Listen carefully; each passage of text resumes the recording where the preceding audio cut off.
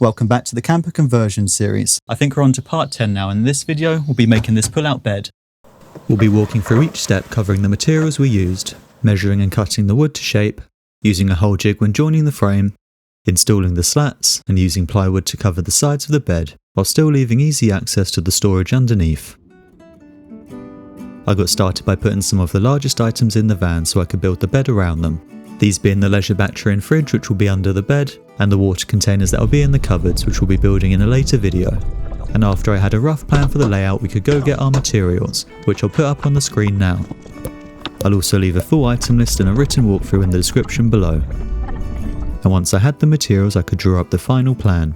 I used it to make a cutting list, and then I prepared all the pieces for the main bed frame. And having a powered saw for this stage saves a lot of time.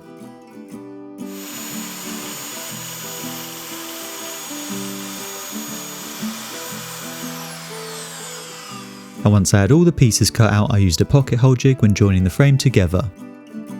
This would hide the screws and also meant they wouldn't have to be quite as long. It also made it easier to avoid the screws hitting each other, because I'll be joining multiple pieces together in the same place.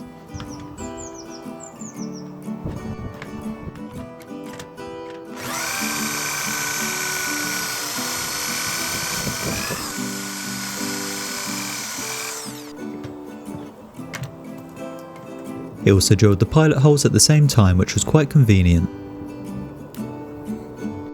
Then we screwed the frame together, starting with the two longer sides. We also used wood glue. Having some large clamps made this stage a lot easier, because we didn't need so many hands to hold the frame together. Here's the main bed frame when it was done, and the next stage will be making the frames for the two pull-out sections.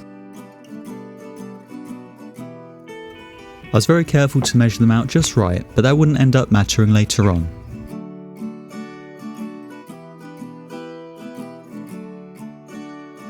And once it was ready, we put the bed frame in the van. I left a gap here so the fridge could easily be slid in and out. Here you can see why my measurements didn't matter that much, because the floor of the van wasn't straight anyway. But this ended up working out okay because I needed to put some feet on the pull-out sections anyway, and I'll level them out then, but I'll get onto that later on. Then I moved on to measuring the slats. I had to measure them out individually to account for the walls of the van, which aren't straight, which has been kind of a running theme for the project.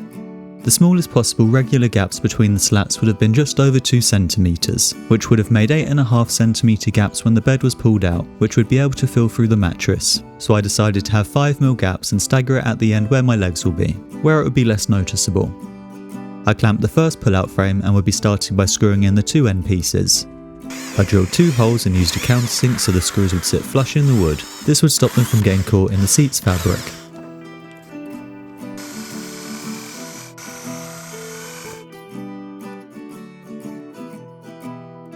Then I went through and repeated the process on all the other slats.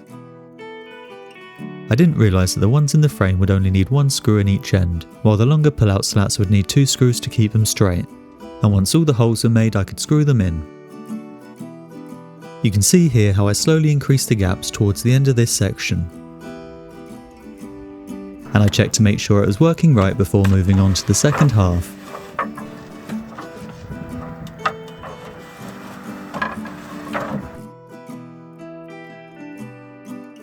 And after a quick strength test, I could move on to making the plywood faces.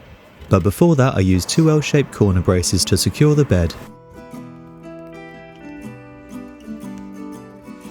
I also made the feet so the floor wouldn't get scratched, and adjusted the height so they'd be level.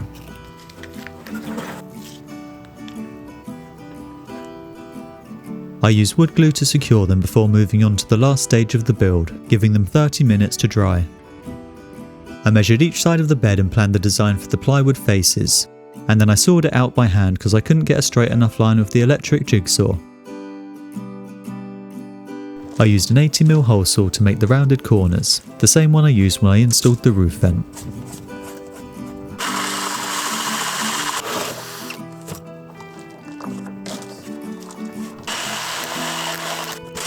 And after all the holes were cut, I used the saw on my penknife to get started until there was enough space to use the full-size saw. And after a quick sanding, they were ready to be installed. We'll be painting them later on at the same time when we do the cupboards. I measured and marked the points for the screw holes. Then I went round drilling the pilot holes and used a countersink just like on the slats.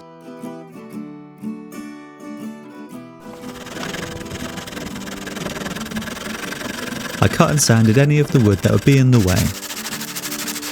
I had the plywood end a few mil above the slats so it could hold the seats in place, and the last job was to clamp and screw them in.